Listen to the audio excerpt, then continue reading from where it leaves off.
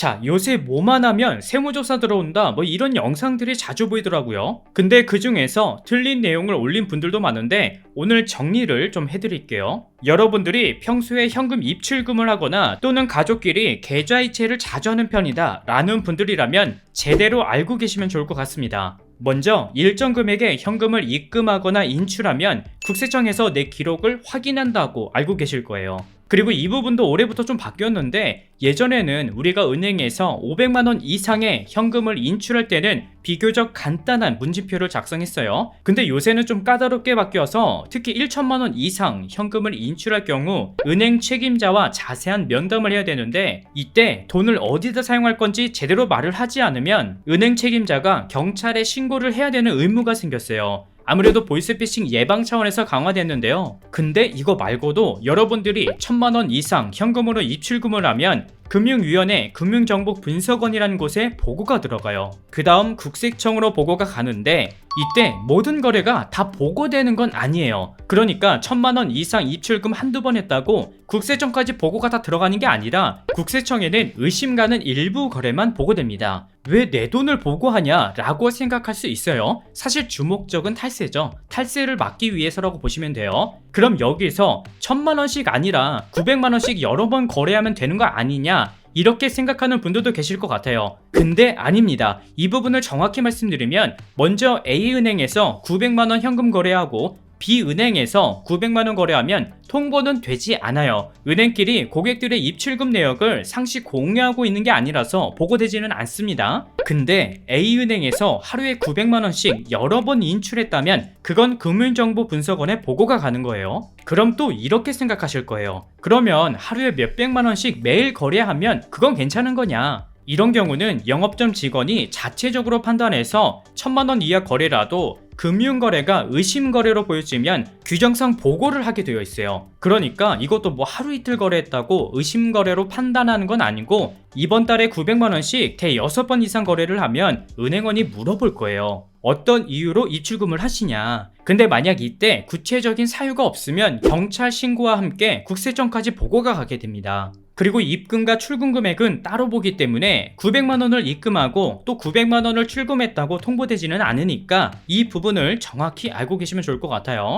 그 다음 가족 간 계좌이체에 대한 부분이 잘못 알려져 있는데 보통 부모님이 자녀에게 또는 자녀가 부모님에게 그리고 남편이 아내에게 생활비를 주거나 가전제품을 대신 구매해주는 등 평소 정말 다양한 이유로 돈이 오고 가는 경우가 많죠. 하지만 이때 세금이 부과될 수 있습니다. 바로 증여세 때문인데요. 먼저 증여세는 타인으로부터 재산을 무상으로 취득하는 경우 재산을 받은 사람이 내는 세금을 증여세라고 해요. 근데 문제가 뭐냐면 가족 간 계좌이체 거래도 타인에게 재산을 받은 걸로 간주하기 때문에 증여세 대상이 되는 거예요. 지금 보시는 것처럼 증여세는 재산가액에 따라서 적게는 10%, 많게는 50%까지 떼가는데 사실 10%라고 해도 1억이면 1,000만 원을 세금으로 내야 돼요. 하지만 다행인 건 가족 간 계좌이체를 했다고 해서 무조건 증여세를 내야 되는 건 아니에요. 이게 어떤 명목으로 계좌 거래를 했느냐에 따라서 비과세가 될 수 있고 또 과세가 될 수 있는데요. 먼저 비과세로 증여세를 내지 않는 경우부터 살펴볼게요. 첫 번째는 생활비입니다.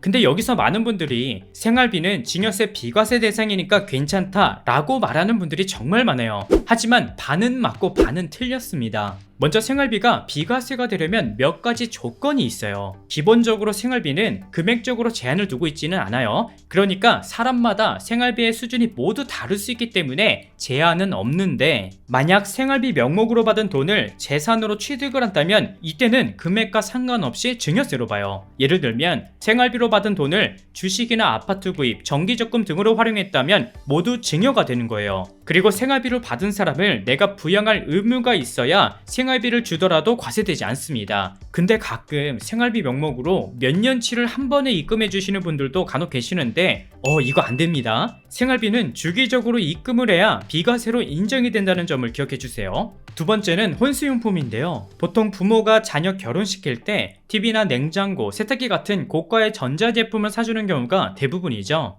이때도 혼수용품으로 통상 필요하다고 인정되는 금액이면 비과세로 증여세를 내지 않아도 됩니다. 근데 이 부분이 작년에 좀 바뀌었어요. 올해부터 혼인신고일 전후로 각 2년 이내에 직계 존속으로 증여받은 재산은 1억 원까지 추가로 공제가 됩니다. 그러니까 2023년 9월 5일 혼인신고를 했다면 2022년부터 2025년까지 부모가 각각 자녀에게 1억 원을 이체해도 추가로 공제를 해주고 있습니다. 그래서 총 1억 5천만 원까지는 증여세를 물지 않아도 되니까 이 부분도 기억해 두시면 좋을 것 같아요. 세 번째는 축의금인데요. 축의금은 혼주인 부모의 경제적 부담을 줄여주기 위해 하객이 건네는 것으로 보기 때문에 원칙적으로 부모에게 귀속이 돼요. 그래서 축의금으로 결혼식 관련 대금을 치르고 남은 돈이 자녀에게 간다면 증여세 대상이 돼요. 아마 결혼하신 분들은 아실 거예요. 부모님들이 그렇게 필사적으로 하객 명부와 추의 내역을 따로 적어 보관하고 계시는 이유가 이렇게 해야 나중에 자녀의 지인으로 수령하는 축의금이 혼인 당사자의 돈이라는 증빙 자료로도 쓰일 수 있기 때문에 이 부분도 알고 계시면 좋을 것 같습니다.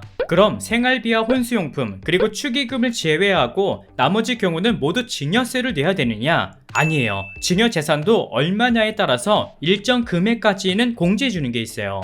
보시는 것처럼 배우자는 6억 원, 부모 자식과는 5천만 원까지 세금을 안 내고 증여할 수 있고 자녀가 혼인을 할 경우는 4년 동안 1억 원이 추가로 공제되는데요. 하지만 주의할 점은 이 공제 금액이 증여를 할 때마다 모두 공제해 주는 게 아니라 처음 증여받은 그 날짜로부터 10년 동안 금액을 합산해서 계산한다는 거예요. 예를 들어볼게요. A씨가 10년 전 부모로부터 1억 원을 받고 1년 전 1억 원을 또 증여받았습니다. 이때 A씨에게 적용되는 증여세 계산은 먼저 2억 원에서 증여 공제액 5천만 원을 제외하고 나머지 1억 5천만 원에서 정해진 세율 20%를 곱해줍니다. 그리고 마지막으로 누진 공제액을 제외해주면 A씨가 실제 납부해야 되는 증여세는 2천만 원이 되는 거예요. 근데 이 중에서 특히 가족 간 현금을 이체할 때 주의해야 되는 부분이 있습니다. 특히 상속세와 관련해서는 과거 10년 이내에 세무조사가 진행되는데 이때 과거에 돌아가신 부모님 계좌에서 자녀에게 현금이 이동했다면 이걸 사전 증여로 보고 상속 재산에 포함시켜 상속세를 내야 될 수도 있기 때문이에요.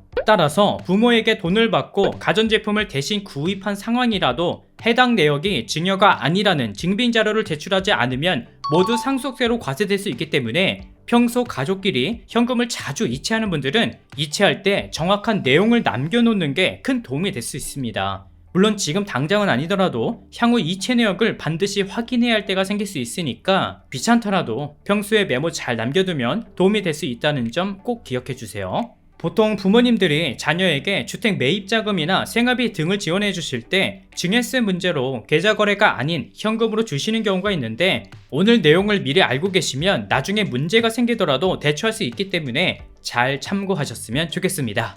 오늘은 여기까지 준비했고요. 저는 다음 영상에서 다시 인사드릴게요. 시청해 주셔서 감사합니다.